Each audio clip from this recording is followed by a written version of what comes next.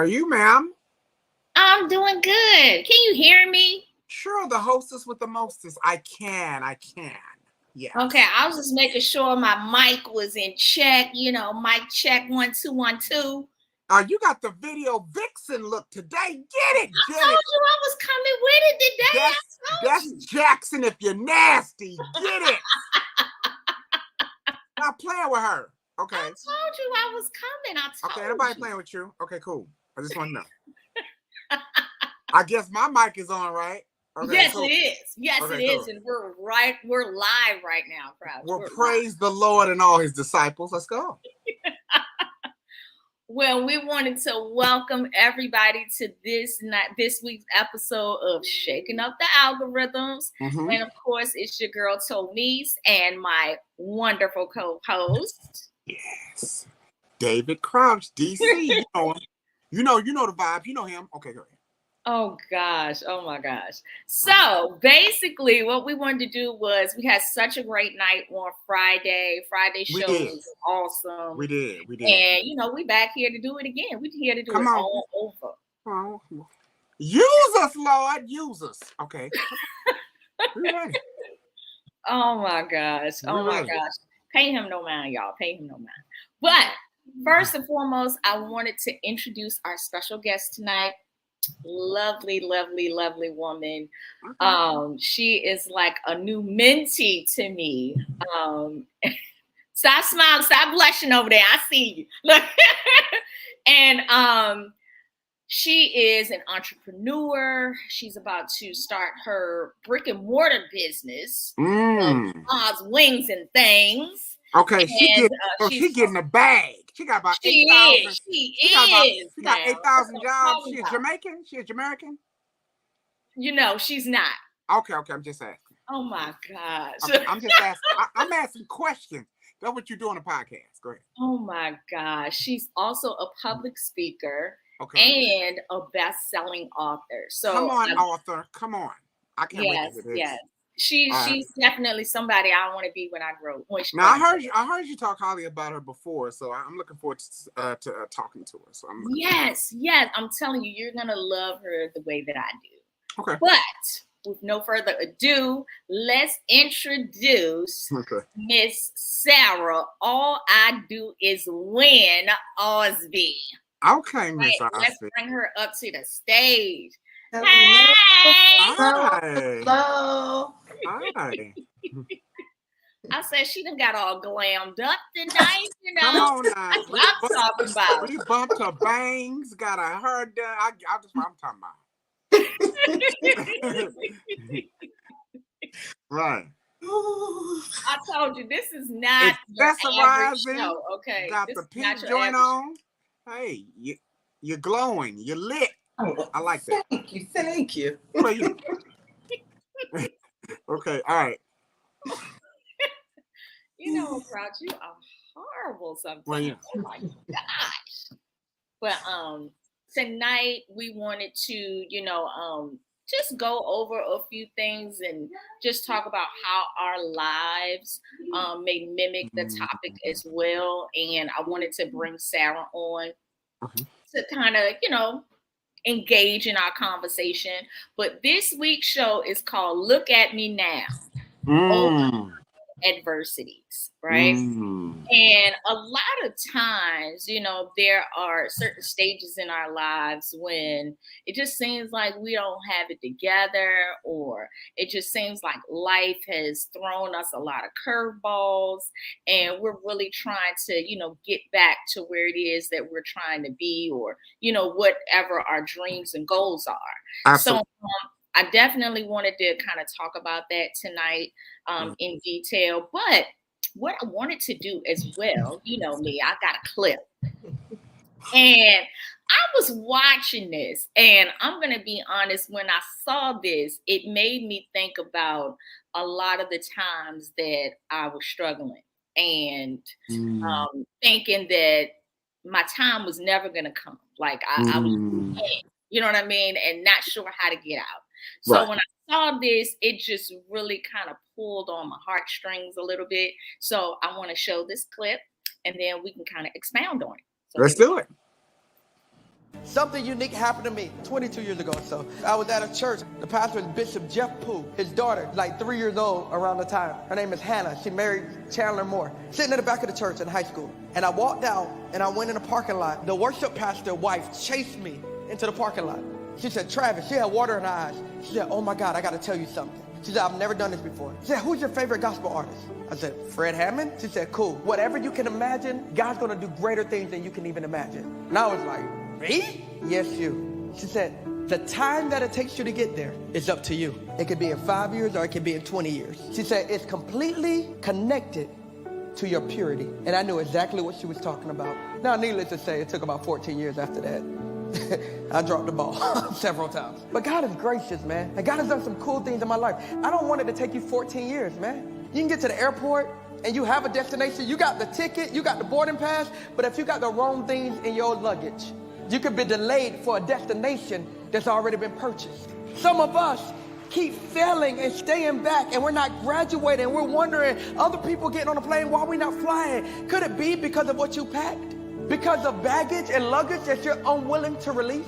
Expectations that you're unwilling to release? Check boxes that God never made that you're unwilling to release? The destiny that has been predetermined for you before you were ever formed in your mother's womb, you will arrive there. That's not the question. The question is when.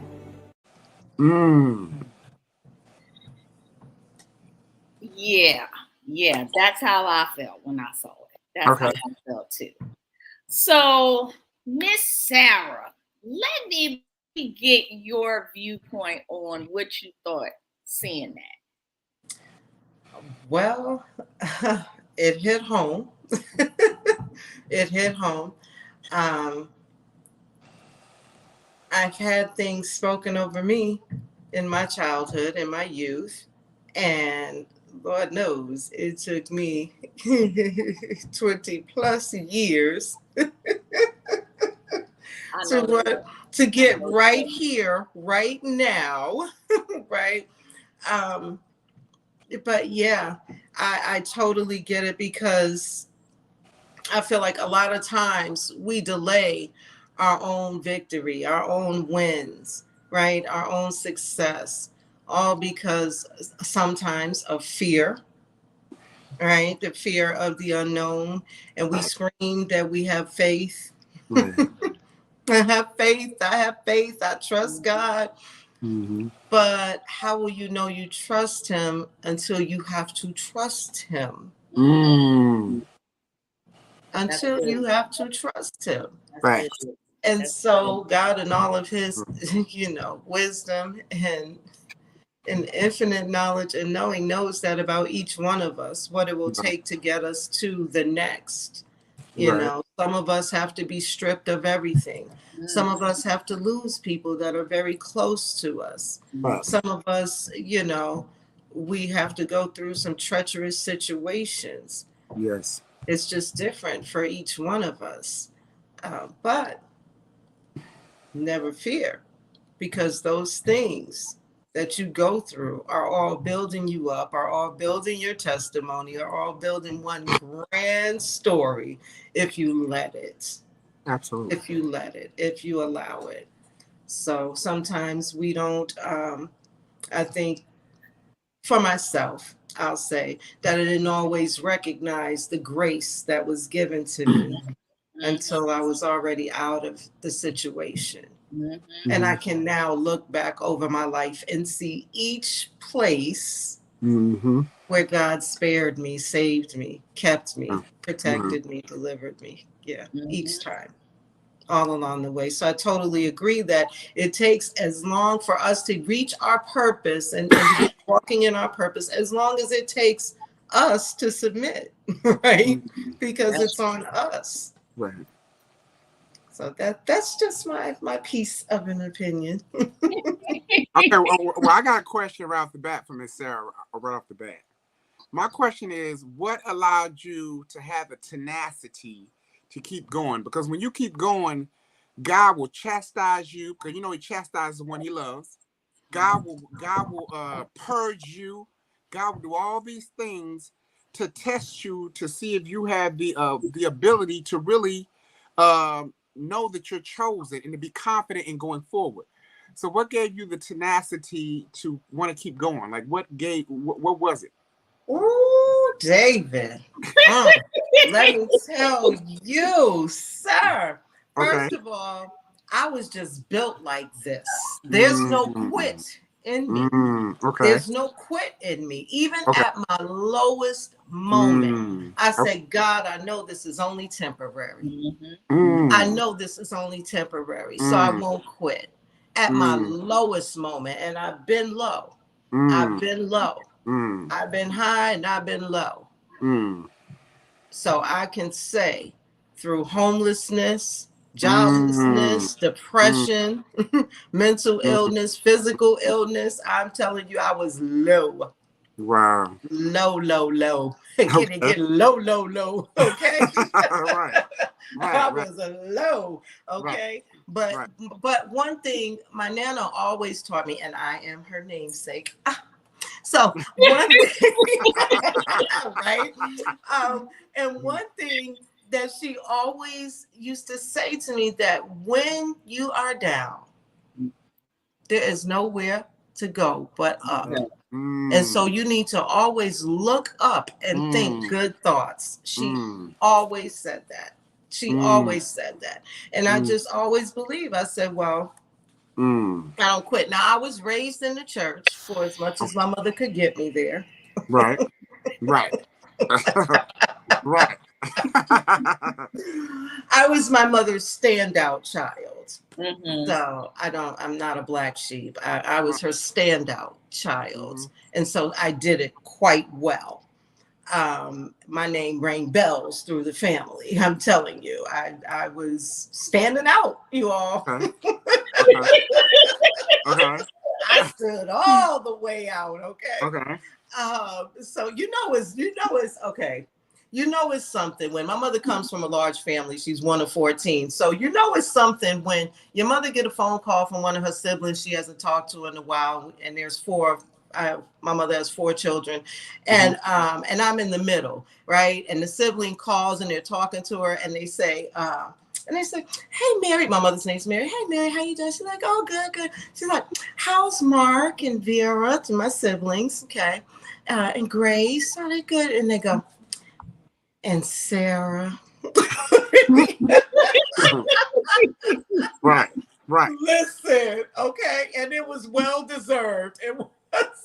It was so well deserved. So I'm just saying, I've been low.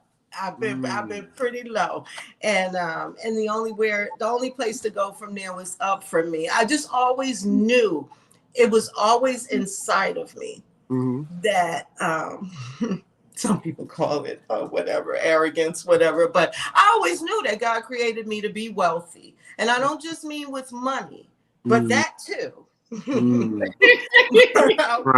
Right. But I always knew that he created me to be wealthy and that I was going to be a huge deal.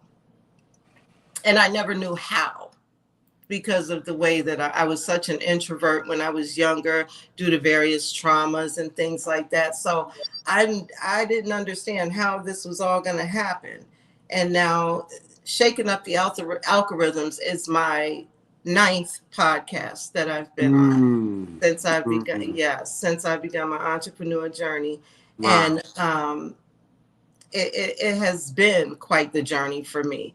I mean, there's been nowhere to go but up. I'm telling you. So I always, if you're low and you are at your lowest and you feel like you don't have anything to give, you are just all drained out, just take your head and tilt it up and look up. Just look up, because that's where you have to go from where you are. Up. Okay, I have a question. One more question for you and Shawan, my co-host. God just dropped this in my spirit while you were talking. Okay. How do you decipher on the road to success or to succeed or to be used? How do you decipher the 9 factors from the relevance? I know it's gonna get real. It's deep, right? It's deep. How do you decipher the 9 factors from the relevance? Well, For me, it's simple, and it's simple now. So please Yeah. understand that I am totally speaking to you in my now. Okay. Mhm. Now. I like that. Yes, Great. yes. So this is from the past 2 years. Okay. I have said, God, you lead and I will follow. Mm. And I know his voice. Right. So that's how I know. Yeah. That is how I know, truly. Mm. How about you, co-host? Well, I mean, you know, Crouch, I could say the same thing. I may not say it as eloquently as Sarah did, but you know, I feel the same way. And you get to a place where ultimately you come back to the original voice. You know what I mean? Mm. You know it. You've always known it. You know what I mean? Now you may not listen to it, but you heard it. You know what I'm saying? And I'm, you know, I'm just at that place now where I really hear it. I'm in tune to his voice. I'm in tune to what he has for me. I believe what he has for me, more so now than I ever have in my life. So I feel like that is what makes even the adverse moments seem minuscule. You know what I mean? Because I go through tough days now. You know what I'm saying? I got struggles now. Mm-hmm. But because I know the voice, I know what he promised me. You know what I mean? I'm able to, you know, not dwell in the sorrow or in the pity of it. You know what I mean? I'm able to keep it moving. Now, if I were to answer that question, I'm gonna answer that question too. I think you have people that are seasonal, and you have people that are ride or dies. You know what I'm saying? Mm-hmm. And the people that are there, there's not going to be a struggle. There's not going to be an argument with it. You know what I'm saying? You're just going to go be a cohesive unit, and you're going to just work together. It's just going to work. Right. You know what I'm saying? And I heard this pastor say something once, I never forget, and I texted to myself, and I want to share it with y'all. He said, when you realize who you are, it will change who you argue with. Yes, I just saw it. Yes. You know what I'm saying? Pastor Mike Jr. Yes. Right. And yes. That cut through me like a knife. I was like, oh, I feel you. Because it's like when God has you and another person and you're in tune with each other, there is no struggle. There is no back and forth. You just, it just works. Like with me and you, Shawan, when we met, it's like it wasn't no back and forth. Wasn't no arguing, wasn't none of that. We just had the same mindset. We went the same direction. It wasn't no struggle, no hating, no none of that. And God just allowed us to have shaken up the algorithm, and it just worked. You know what I'm saying? And we were obedient to the call. You know what I'm saying? So that's my answer to that. So I love that because when you were speaking, brought Medea to my mind. Let me explain. Because there was a play, Medea Goes to Jail. Right. And Medea began to explain to Sonny, the nephew in the play, how you should categorize people and how Medea put people in the category of a tree. Said that most people are like leaves, right? The wind blow, they over this way, the wind blow, they that way. That's most people in the world. Right. But then there are those branches in your life. But you got to be careful about those branches now, because they go out there with you. They'll be out there with you, but let a good, strong storm come along and it will snap. Yeah. But if you have a few good roots in your life, like a tree, you need a few, hold on to them, because there's something, but don't, and she also said, look, got me referring to Medea as a she, but also said, he doesn't just throw people away either, right? Because if that leaf you see is trying to grow up and be something else, for instance, if that person is doing something that is hurting you, bothering you, is going to damage the relationship, and you go to them and you tell them, and you see them trying to make any kind of attempt to change, that's a leaf that's trying to grow up and be something else, right? But if you tell them, and they'll do nothing to change, baby, they don't care nothing about you, and you need to go and move on. That is facts. That's facts. Yeah. So that's how I like to I like to live. I do apply that to my life daily, because there are some seasonal people. There are people that are seasonal. There are people that are there just for a reason. Right. And then there are those lifetime people. And you know what else I'm gonna add to that? I think a lot of people, me and you talk about this a lot. There's a lot of people that try to get there quick, and forgetting that it's not how quick you get there, it's how consistent and steadfast you are in getting there. It is. You ain't gotta win to get there fast. You just gotta keep going to get there. You know, I think God blesses the people that keep going. Yes. You know? And it's so easy to stop, because the world will say, will throw stuff at you and you want to stop. You know what I'm saying? Mm-hmm. I've had that a million times in my business. I want to stop a million times. Right. But my thing is, you know, if it's something that you love, you can't stop. You know what I'm saying? You know, the Bible says your gifts will make room. It didn't have any stipulations about it making room. If you have a gift and that's what you call it, and you know that that's what it is, and God says that's your calling, then it will make what it's supposed to make. And I think people are so about the bag immediately. When you go with the bag first instead of the gift, it's like you hustling backwards. That's right. True. That's true. That's true. I know someone like that. And we used to be well acquainted. And she used to always say, I gotta go get this money. I gotta go chase this bag. Right. I gotta get this bag. And I remember I always would say to her, well, you go ahead and do that, because I don't chase money. God causes money to chase me. Come on. Exactly. When you connected to the source, that's how it works. You know. Right. Plus, I'm always winning anyway, so you know. That's right. That's right. All I do is win. That's it.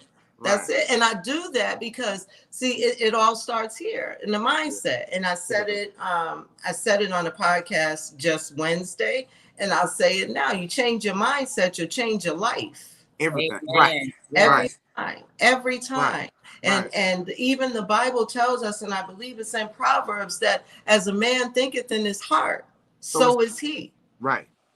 So I always win because I am royalty, by the blood. My father is the King of Kings, so I am royalty. And that is why I always win, because there's no failure in him. So there's only lessons and blessings. Okay. So if ever it looks like I'm failing, I'm not. I'm just learning something. Right. That's all. Right. So my question to you all, I want to say is, how important is it knowing who you are? Oh my goodness. How important is that? It is. How valuable? It is so valuable. Yes, it truly is. It is one of my affirmations too. I will tell you, right, Shawan? Because I'll tell you that the affirmation actually states that I am the enemy's worst nightmare, because I know who I am and to whom I belong. Right. It is most important. If you don't know who you are, you out here running amok, acting a fool. You don't know who you are. That's the truth.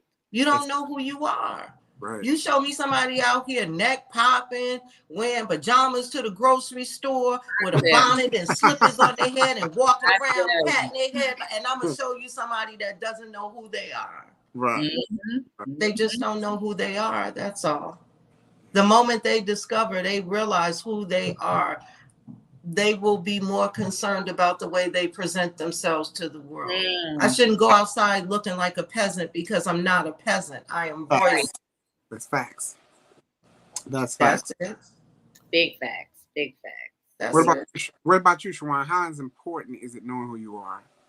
Well, I mean, personally, I feel like since I've truly discovered that, life has changed for me in so many different ways. Like things that, like I said, that seemed impossible at the time, or just seemed so far far out of my reach. It's like now those things are so much more tangible to me.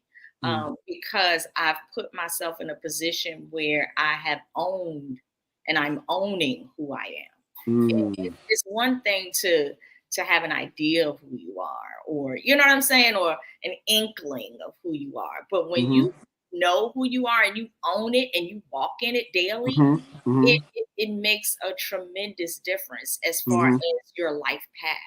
You know, and my path is a lot brighter now. You know, I want to say something that Sarah said, and I'm gonna answer that right now. And I think, and me and you done had this conversation too, Shawan. When you are confident in who you are, it comes off as cocky. It does. When you love who you are, it comes off as, so you think you better, you think you this. No, I know who I am, and the people that know who they are, you know, they don't associate themselves with being cocky and all that. Because when you know who you are, you ain't gotta, you know, talk like you said. You know, you gotta fractionize with peasants. Period. That's right. You don't have to.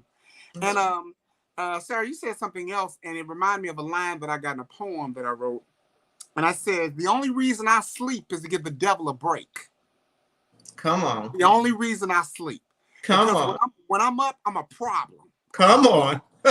So, and if you don't own that, own that, you're gonna struggle. You know, and me and you don't talk about this too, Shawan. The only way, the best revenge is success. Is to succeed. It is. To succeed, and only way you can succeed is knowing who you are and not compromising it. Yes. No, you'll be around people and say, "Oh man, you this and you that, and you need to incorporate this and that third, and what is your beliefs?" And I done had it a million times, but people respect me whether they hate me or not because I know who I am and I don't compromise my relationship with Christ. Correct. And that makes me bulletproof. That's right. I'm just saying. So that's my. That's right. Go ahead, David. That's my. Yeah. Yes. Well, I have another clip. You know me, I love my clips. You love your clips? I love my clips, you know, because they add so much value, you know. Yeah. And I gotta add another one in. I saw this one and I was like, oh, this is gonna be perfect for tonight's show. So let me play this one. What if one of the ways that God shows you who you are is the giants that he places in your path? Which must mean that God knows something about me that I do not know, and the only way that he can get me to know what he knew before he put me in my mother's womb is to put me in the fight on the level of who I truly am. So if you're in a big fight, you're a big person. You just don't know it yet. Yes. Oh, I love that. You got all my people going. Okay, Dr. Torrey. Yes, Pastor Torrey. Yes. I love that.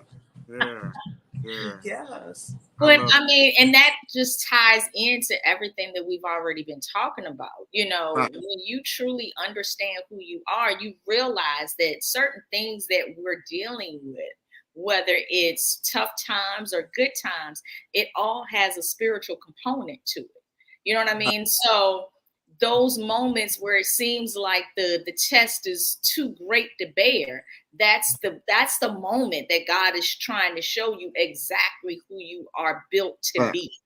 You know what I mean? And he gives you the strength that you need in order to be able to master that and to prepare for the next one, because the next one is coming. But every test is like a precursor for the next one. Like whatever you learn in this one, it prepares you for the next, you know? So I thought that was just. Now, let me say this to that along with that. You know, a lot of people have a problem and a lot of people abort their purposes because a lot of people don't have no faith. And a lot of people don't have no faith because they don't have no trust. Trust is the strong deterrent of faith. You ain't got no trust, you definitely ain't got no faith. Sure. So and the Bible says faith is the only thing that pleases God. That's right. So if that is the only thing that pleases God and you don't have that, you pretty much, you know, it's like the blind leading the blind. And that's where a lot of people abort. They don't know who they are. They don't have a relationship with Christ. And they wonder why they have these problems. You know what I'm saying? and they wonder why they can't go forward. They wonder why they in a rut. They wonder why they don't know how to get out of it. You know what I'm saying? Prayer changes everything. Yes. Prayer activates God. Matter of fact, if you don't have any faith, your mic is off to God. Yes. Period. He ain't hearing you, period. He loves you, but he ain't got to hear you.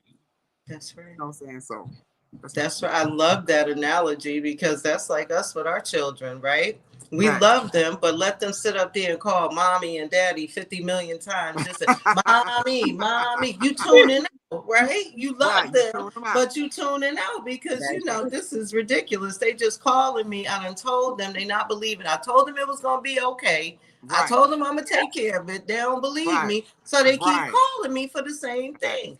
I love that analogy. That is, yeah. And I'm telling you, I often have said to people, if you want to know how big the calling is on your life, just look at what you're facing. If you're not facing much of nothing, facts. You know, it's pretty basic then, I guess, you know. Right. But when you facing things that like seem insurmountable, like time after time again, it's just like, I broke through this. Now I'm here and this. Oh my goodness, now it's this. And you know that, and the enemy keeps trying to attack you is because he knows that when you reach that place where you understand really who you are and what your purpose is, you become unstoppable. Like Corinne Hawthorne says, honey, yes, ain't no hoping and wishing. You say a prayer, you catch a wave, and you go out and get it. Unstoppable. You become powered by the King. Okay. And the enemy can't do nothing with you except be mad every time you wake up. Like he big mad every time I get up in the morning. He just big mad. I be so happy every morning. I just wake up. Thank you, Father, for waking me up this morning, breathing life into this body. I appreciate you. I have an attitude of gratitude. And then mess around and don't let me catch a pain, because this is where the enemy really get mad. Right? Because I do things like this. Oh, Jesus. Oh, thank you, Father, for the healing. Thank you, Jehovah Rapha, for the healing. You understand me? I'm not complaining about the pain, because what I understand is there are people that can't feel pain. They call dead. Yeah. Right. Yeah. So I'm grateful that I can feel it. And I know it's only temporary. Right. Y'all better don't get me started on here. I love that. Telling you. I do. That's what we're here for. That's what we're here for tonight. So here's a deep question, because I've been in this situation a lot. What happens when you come across people that are unbelievers, and you come across people that complain, you come across people that don't know who they are, you know, like we know who we are and we're confident who we are. How do you change the narrative when that's your assignment? Well, it is my assignment. I'm a motivator, an inspirer, an encourager, and an edifier. So it's what I do. It's what I do. But here's what I'll say. I have a very close friend that is a non-believer. His mother is a believer, but he's a non-believer. Okay. I understand where his hurt comes from. And that's what I find about most non-believers, that they've been hurt. And so they feel like God has disappointed them. So he must not be real. He must not be real. And because what kind of God would do this? Because they're trying to, first of all, understand with a carnal mind. Right. Facts. So they won't. Right. So I remember I had a brick and mortar with one of my close cousins years ago in Syracuse, New York. We had a gift shop. And there was this Muslim young man that used to come in and often just speak to us. And one day he came in and he was speaking to her. And she was a former Muslim who had now become Christian. Okay. And so they're speaking about, you know, the Muslim belief. And I don't know why, but they were. And I hear my name called. And so I come out front and she's frustrated. right? Mhm. And she's trying to explain to him, no, God is real. Jesus is this, this, and this. And she get all frustrated and bent out of shape. And she's like, Sarah, cousin, tell him, cousin, you know. And so it was very simple for me. All I said to him was, so do you believe in God? And he said, yes, I do. I said, do you believe that he's all powerful, all knowing, and he can do everything except lie and fail? And he said, yes. I said, so why is it so impossible to believe that he had a son that he sent here in human form to die for our sins on the cross? Yeah, he had to turn around. He said, I'm going to think about that and I'm going to come back. I haven't seen him since. I'm just saying. And that was in 2001. Okay. Right. Wow. So I'm just saying, you know, he had to really think about it. Mm-hmm. And I hope that changed his perspective in some way, you know, but at the time, that's what God had given me to say. So here's the thing. When I come across unbelievers, I have two very close friends right now that are non-believers. Mm-hmm. And at first in my walk, I used to be like, no, well, you don't know and you don't understand. I used to be that person to try to really convince people. But God said, no, you don't need to convince them of anything. And so all I began to do was say, okay, Lord, when they start talking, like if I don't know what to say, I don't know what to say. So here's what I found. God, when I open my mouth, I trust you to fill it. So you're going to tell me exactly what to say. I don't want it to be me. It's not about me. It's not about Sarah, cutesy wootsy. It's not. It's not about me or what I know or don't know. It's about you. So I just need you to, when I open my mouth, to fill it. And I trust him that every time he will do it. And he does every time. That's why when we're on Clubhouse, they always think that I'm saying something so deep. And I'm just like, all I said was literally, I'm telling you, I've never said this on air before, but I'm saying it now. Okay. We have a conversation, right? So I'm telling you, I never, every day that you've ever heard me speak on Clubhouse, they always like, oh, that was so deep. Oh, that was good, Sarah. And I'm like, I just said, well, okay. It was deep. It was what he told me to say. I'm like, that wasn't me. That was him. But okay. You know, that's it. That's really it. Because that is always my prayer, that when they, even before I came on here, that Lord, when they look at me, let them see you. Because it's not about me. It's not about me. And it doesn't mean that, you know, like some people think, oh, because you're a believer, oh, you're uptight and you don't look. I have fun. I am one of the biggest kids that you're ever going to meet. I love go-karts. I love going to the arcade. They don't really have them around like that no more because they got all these gaming systems, but I love the arcade. I love doing all, you know, bumper cars and playing the games at the carnivals and the fairs and stuff and all kind of things. I like doing things like that. I like doing things like that. I would say bike riding, but I got to get back in shape because that's a whole nother ball game. He working on me though. We working on me with that one. But you know, I have lots of fun. It's not about being uptight. I tell you, God has a sense of humor. I know he does. Because I hate the freezing cold. I do. But my birthday is the first day of winter. Ha ha ha. I'm like, no, but yeah, it is. So, you know, I just know that he does have a sense of humor. And he's not the way some people try to portray that he's so uptight and, you know, and it's no. If it concerns me, it concerns him. And I need to laugh. And he know that. So, yeah. Yeah, well, that's the beauty, I think, of, you know, just being able to still be I don't want to say, let me change that. Let me change it. You can still be a believer and still enjoy life. You supposed to. A lot of people feel like that's like cross-contamination almost. You know what I'm saying? Like you can't do both. But you can. You know what I mean? You can. It's just that you live life now with a different purpose, with more substance. You know what I'm saying? Than just going about living aimlessly doing whatever. So Listen, come on. I don't know what life these so-called believers are living, okay? But God told me that he sent Christ that we might have life and have it more abundantly. So I don't know what they doing. Right. That's word. That's for real word right there. Right. Just saying. Facts. I'm just saying. That's exactly. true. Exactly. That is true. That is true. That's true. It is. I had one story years ago. I was on a poetry podcast, and this white girl hit me up and said, "I don't believe in no God, this and the third. How you gonna tell me about God?" I said, "I dare you to pray for something that you want and believe it without fail. Do it, and then come back to me and tell me what the result was."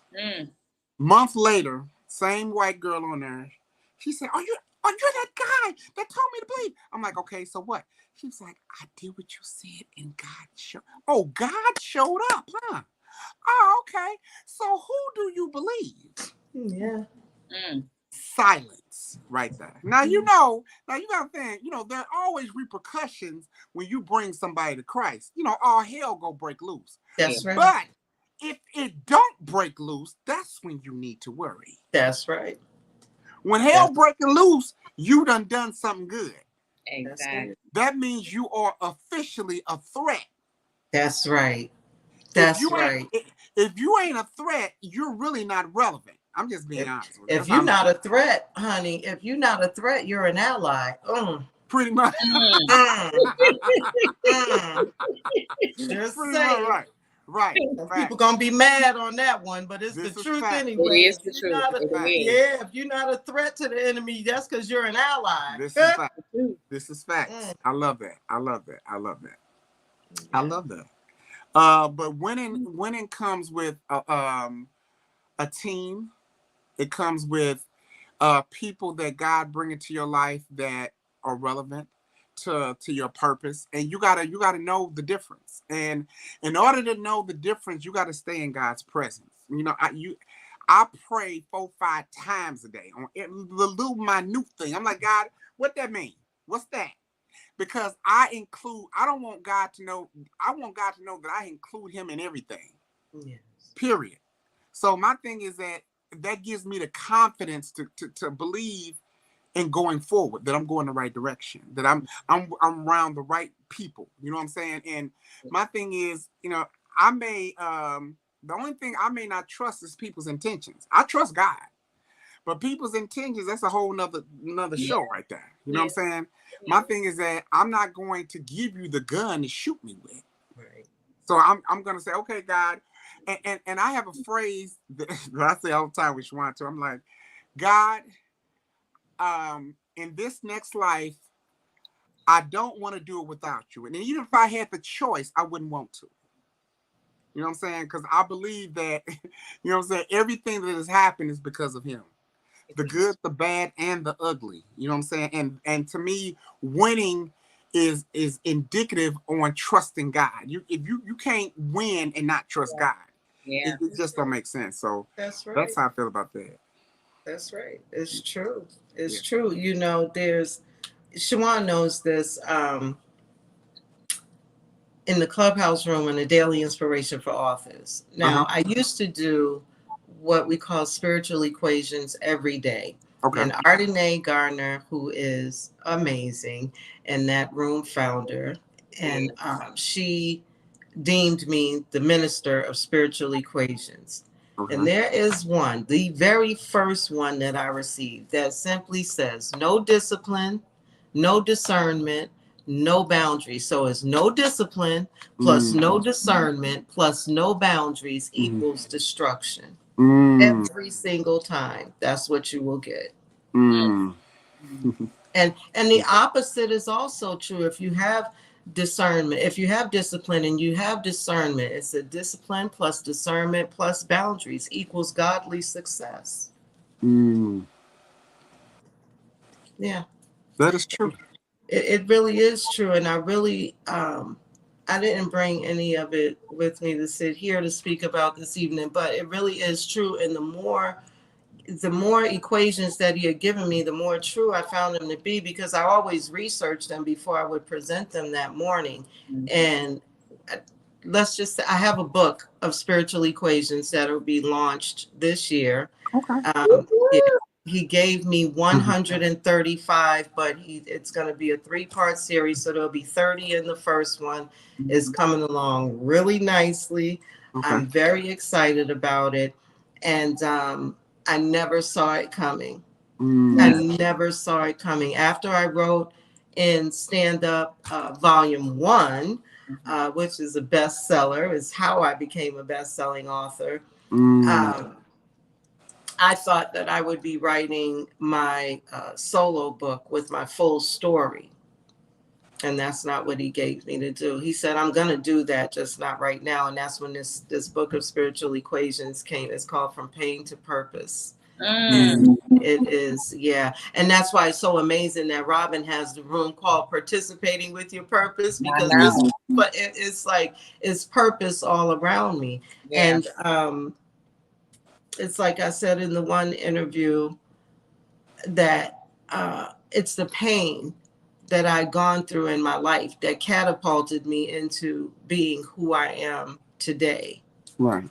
Yeah. So I got to thank all of those wonderful people that used me, abused me, talked about me, mistreated me, cheated on me, disregarded me for nothing, stole from me, right? Bullied me in elementary school and things like that, and cast me to the side. I got to thank them. I got to thank them because I thank them. Because it is because of all of those experiences that I am right here, right now, and moving forward at an unusual acceleration. So see, it's because I'm not chasing the bag. I'm chasing after him and what he wants me to do. So my progress and success has been unusual. It's been at an unusual acceleration. I'm telling you, I went from homelessness. Now I'm getting ready to open my food business, my brick and mortar from my food business, Mom's Wings and Things. Listen, if you read even a fraction of my story in the book, you will understand why that's so phenomenal.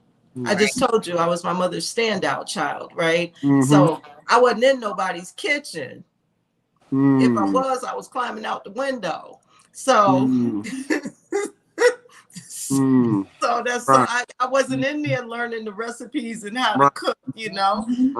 And I didn't learn how to cook until I had my first child, and then just developed after I got married. But even then, those cooking skills are vastly different from my skills today. And so I know that my hands were anointed for this. I know that he anointed me to do this, and he has given me the favor and the grace to do this. And that's why it's just been so wildly successful. It's the only reason why. I can't wait to read your story, because to not know how to cook until you're the first child and to go from 0 to 60 like that. I'm kind of curious, and you ain't got to give us too much, but I'm kind of curious, what was the big thing in that transition of going from one extreme to the next like that, from homelessness to where you're at now?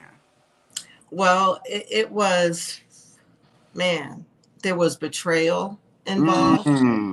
So I lost what I thought was a good friend of 12 years.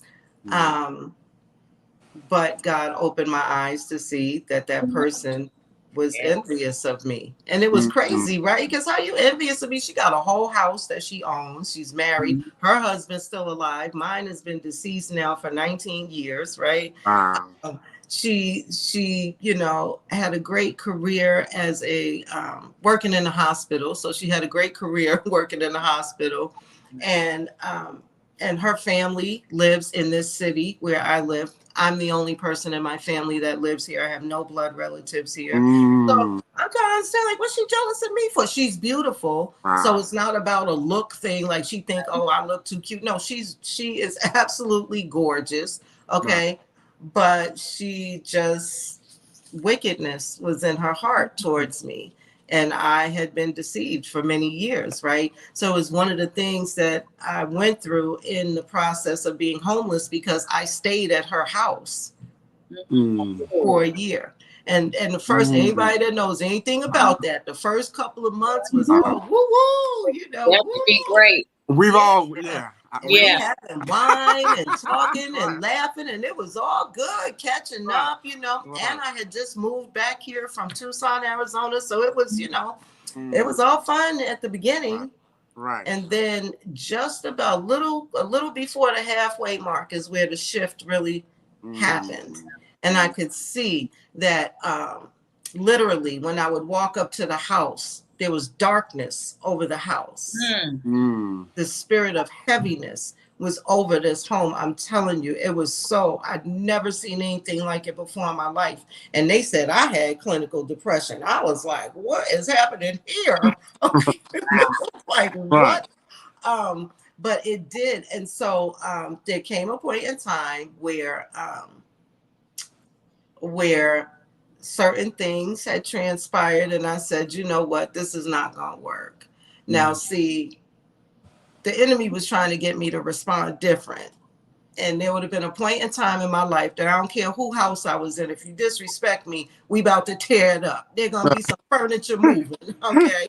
There was going to be some disagreement happening, okay? It was going to be deep, okay? It was going to be deep.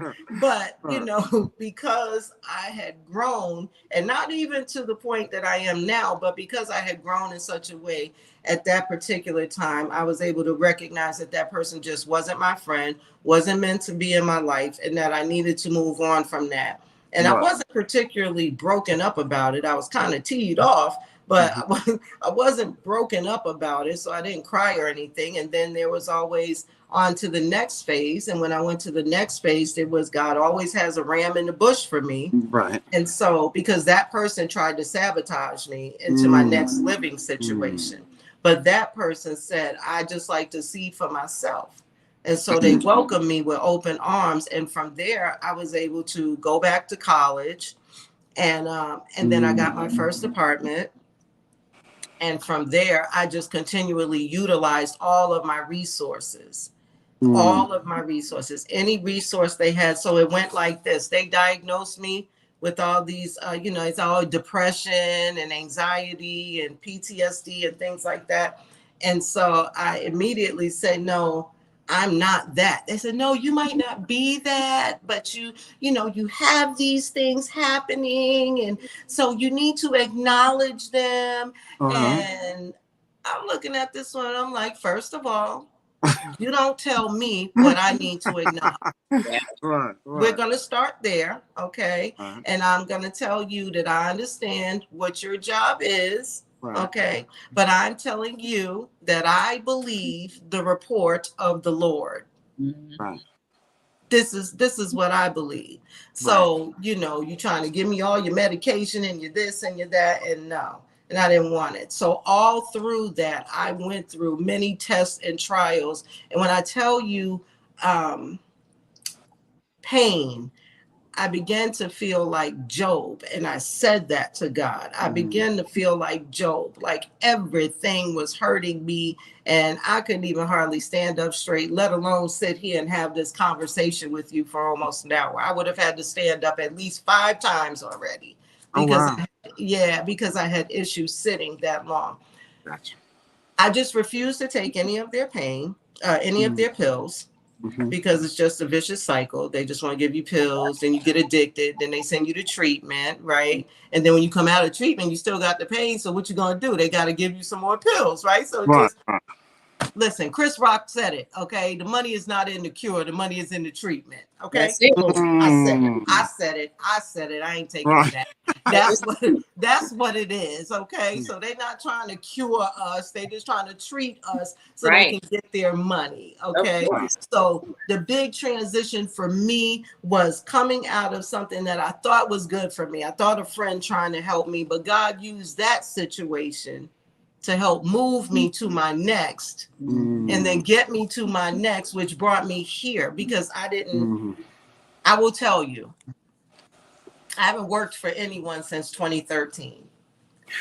So I haven't punched the clock since 2013. I've been 100% an entrepreneur. That's deep. And I didn't start entrepreneurship until 2016. That's grown. Wow. That's grown folk talk right there.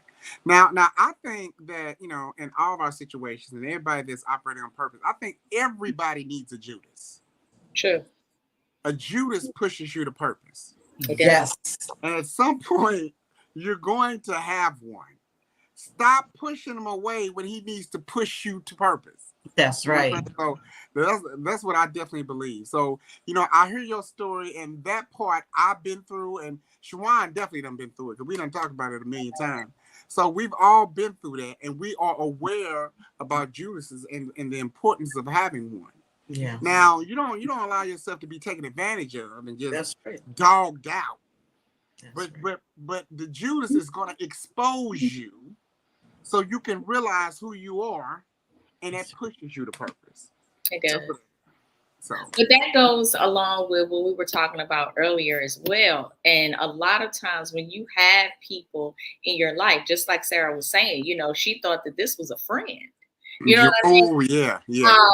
And I've been in that situation as well. You think that these people are friends. It's almost like you're continually trying to put this puzzle piece in this spot that's never fitting, and you're still trying to make it fit when you know it doesn't go there, right? But as soon as that person leaves out of your life, it's almost as if now the puzzle is so easy to put together. You know what I mean? Because, you know, and I was just saying this earlier because I had to realize that there were certain people in my life, even though I really wanted them to be there, or I felt like I needed them there, you know, but it was like, it just seemed as if the more that they were around, the more opposition that there was. Right. But as soon as they left, I mean, not even within 24 hours, it was like everything started changing. My mood was different.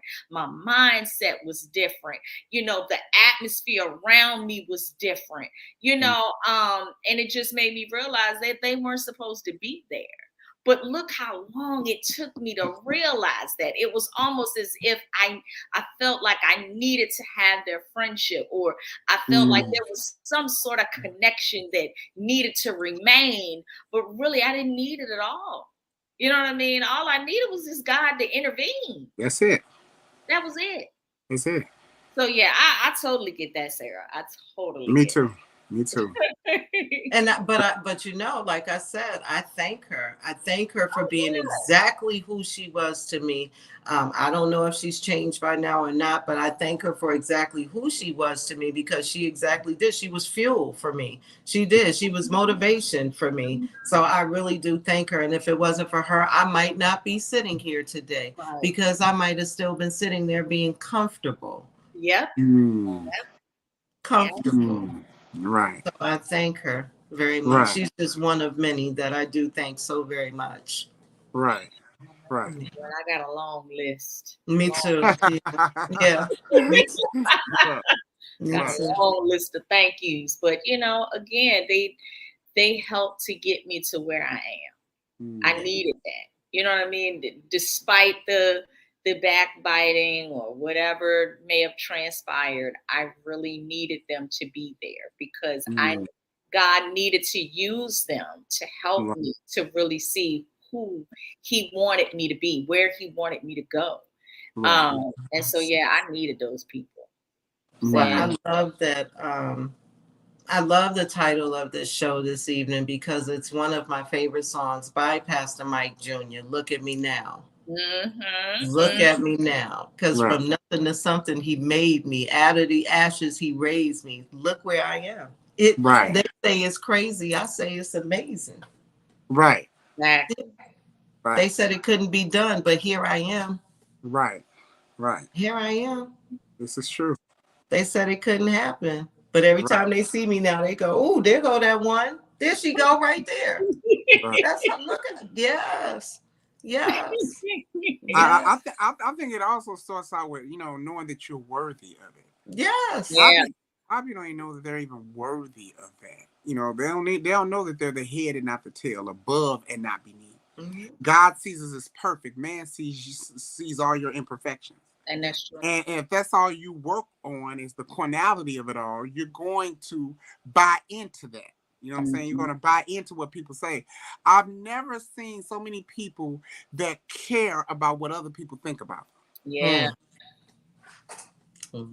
I mean, my thing is that and then you have people, and that's a lot of people on social media that are on social media, but they care about what people think. Right.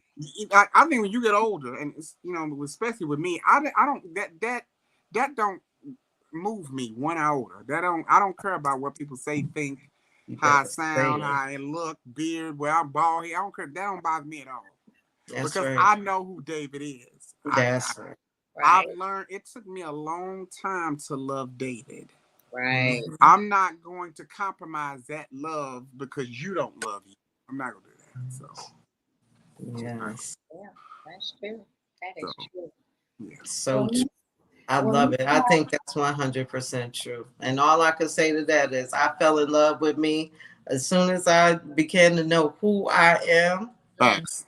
I fell in love with me. So I love me some me, and it's not in an arrogant way. I love me the way God said I'm supposed to love me. Exactly. Because I love other people as well, and I'm supposed to love them like I love me. Well, how can I love them if I don't even love me? Right. That don't make sense. It doesn't. Right. It doesn't. And do people run around here and throw around I love you, like just, Yep. Everybody love you. I love you. I love you. I love you. I don't even know you. And don't even know what it means. That's a whole nother show right there. It is. It really is. Me and Shawana talk about that word a lot. And I have God gave me this revelation after I fasted. I'm gonna share this with her, Shawana, because me and you done talk about this too. God told me, watch who you say you love, because when you say you love something, that means God is involved. Yep. So God will raise the standard of what you say you love. So you gotta love it at that standard. You can't love it that. That's a whole nother show. I'm all right now. Come on, David. I'm gonna throw stuff at this. Throw stuff at this thing. I don't want to. I'm trying to know the Lord in calmness. I'm trying to work on my calmness. Oh my God. I love it. So yeah. Well, before we go though, Sarah, I do want to have you talk a little bit more about Ma's Wings and Things. Yeah. Like what is, we know it's wings, but these are special wings. So we want to get the special wings you get. Okay. Well, Ma's Wings and Things is simply the best around and the best in town. Okay. They are because of these special sauces. These sauces are homemade sauces. Oh, wow. And so this, I'm telling you, my hands have been anointed for this because, again, that wasn't me. Okay. So I know it's God. So cooking was your ministry before. That was your ministry. Okay. And but it is, I started cooking dinners out of my very first apartment, and I was selling whole dinners, and I was making just everything that I knew how to make: oxtail, curry goat, curry chicken. I was doing it all. And then by 2019, no, it was 2020. And it was at the height of the pandemic that I niched down to the wings. And I did that because I have ladies' night with 3 amazing women. And each one of us would take turns with different cooking and things. And so one night we went and the young woman had wings, and she had this sauce on them. And they were delicious. I was like, what is this? Like, this put me on to what is going on here. Like, I need to know. And she was like, oh, you never had this? And I was like, no, honey, y'all been holding out. You got to tell me what is going on. And she was like, she said, this is just Frank's sauce. This is just Frank's. And it was Frank's honey garlic sauce. And I was like, this is good. And I was like, but just something something, just a, needed just a little something. And so I began to look into a recipe for that particular sauce.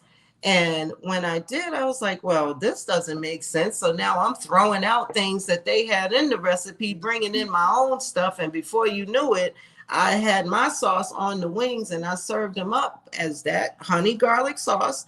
And people tasted it and they loved it. And I've been growing. I have now 10 sauces. I'll be launching with 6, but I have 10 sauces. And I have an event coming up August 24th at a local market here. It's what they call a food hall. Okay. And so there's a stall that's becoming available there, and they want to fill it. And so they began to interview and audition people for it. And part of the audition is to have a pop-up at their location. And so they can see, how things will go with the customers. And if you're, if you'll work out, if you're a good fit there. Mm-hmm. I already know that I am. Mm-hmm. I already know the space is mine. Mm-hmm. So those people just gonna have to hold on to the next stall come open, because that one is mine. And where are you located? In Syracuse, New York. Come on, Syracuse. We gotta go to New York. We gotta go to New York. Do not be dismayed. Do not be dismayed, David, because I do travel. Okay, I do travel, yes, because I offer catering services. So I do travel. It doesn't matter where, actually, as long as it's within the United States. I do travel.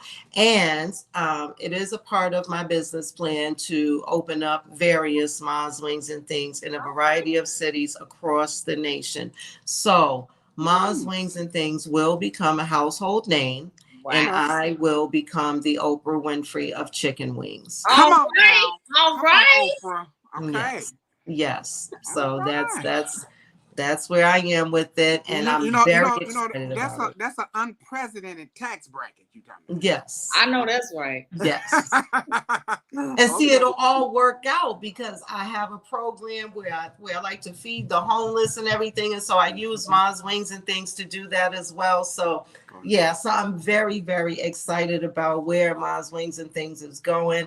My trademark is pending, so no one don't try to use it because it's already taken. You'll be shot down. Okay, I already got it locked down. I'm going to fly to New York. I ain't never been to New York either. I'm going to fly. But yeah, so yeah, anytime. Yeah. Like I said, I travel. But I would be more than happy to have you here when I have my grand opening. I would be more than happy to invite you to come through as a special guest so that you can experience some of Ma's Wings and Things in person. Yeah. Yes. One of your book tour dates got to be there. I'm going there. We got to go there. And you're right. I should do one. We got to make that happen for sure. We got to make that happen. Yeah, and then you guys come and I can feed you. Come on, feed you gotta eat while you here, right? Yeah, I'm gonna lose 20 to gain 10. I'm gonna lose 20 to gain 10. I'm ready. All right, listen. All right, now. All right. 20 to gain 10. I'm ready. Yeah, because you mess around with these wings and you will. I'm telling you. That's fine. I'm okay with that. I'll take that. I'll take that for 500, Alex. I will take that. Sure will. Okay. I can eat. Sure can. Oh my goodness. I'm a grown man. I eat grown man stuff too. I know that's right. Big plate. Don't give me no 5 wings. I need the 20 wing joint. I do sell them by the dozen. And some fries. I need the fries. I do. Okay. And my fries are they're oversized fries. They're extremely large. Oh, that's beautiful. Large and crinkled, yeah. And I have onion rings as well, and they're oversized as well. Cheese on my fries. I'm gonna need all that. Man, I will come down there for that. All right now. All right now. Yes. Okay. Well, I'll be having that event August 24th. So yeah, August 24th. And I'll be opening just a short couple of months or so after that. I'll be opening there. Okay.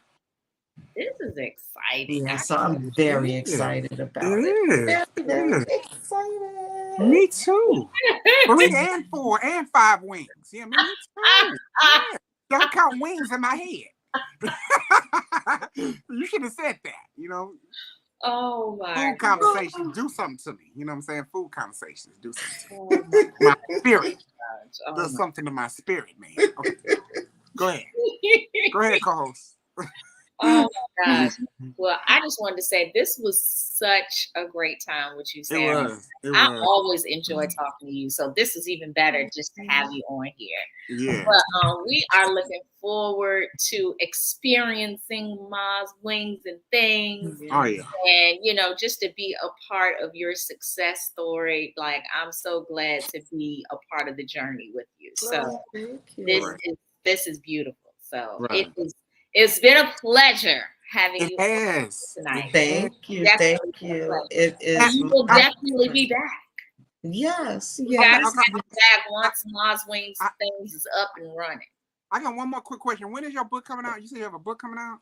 So actually, let me show you. Oh, shucks. That is Stand Up, Resilient Black Women Who Are Shaping the World with Their Faith, Volume 1. Okay.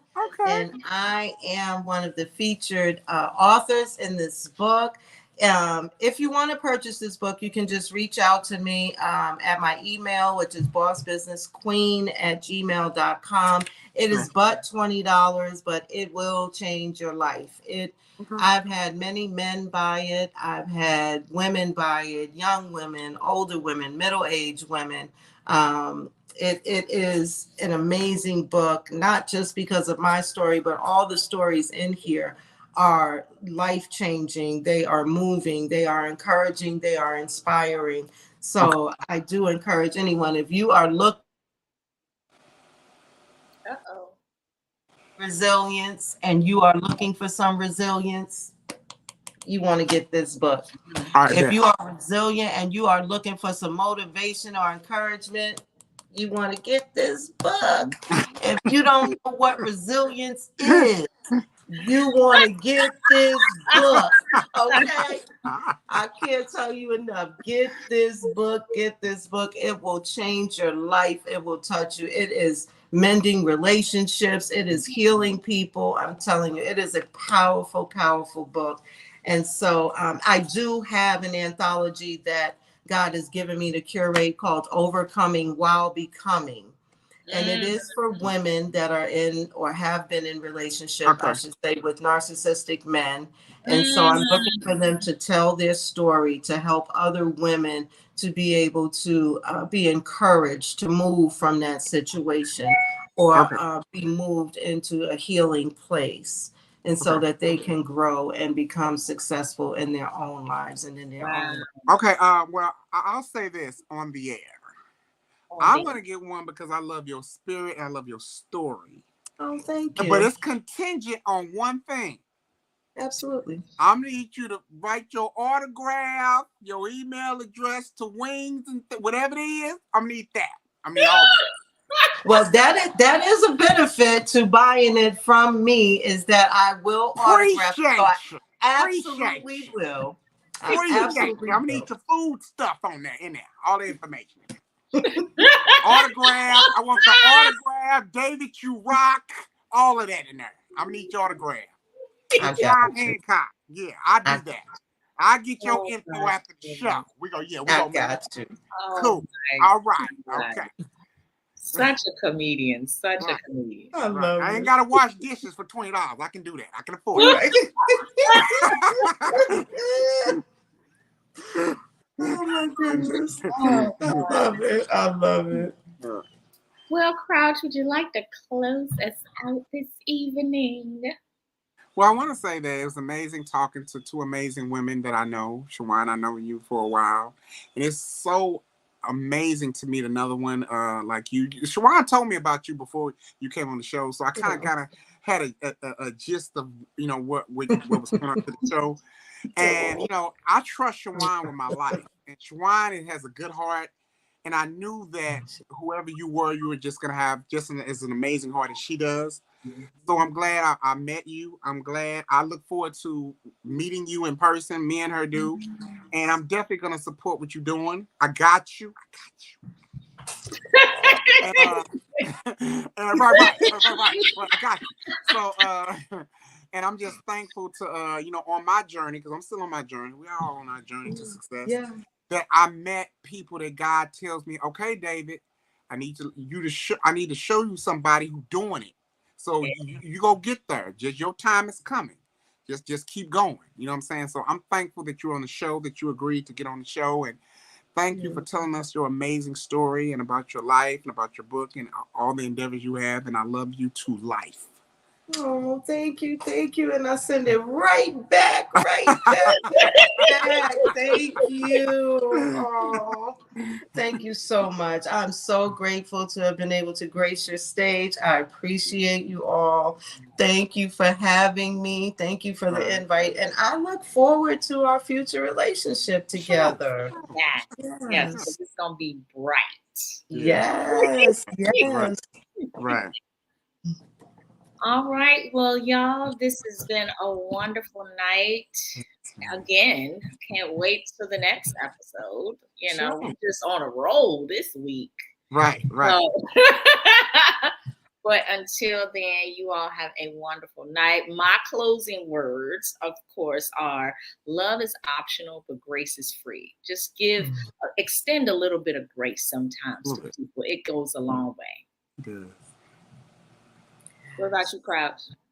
I always talk about the have-nots quote I always say. Be thankful for what you have, because whatever you don't have, you're not ready for that. God is still prepping you for that. And eventually you'll be out of the pending status of what you don't have, and you'll have it. So I always think about, be thankful for what you have and don't worry about what you don't have. So that's my closing. All right. Well, again, thank you so much for coming, Sarah. We will definitely have you back on. For sure. Crouch, thank you so much again for being such a wonderful co-host. Yeah. Do what I can when I can. Yeah. All right, y'all. Well, peace, and you all have a great night. All right.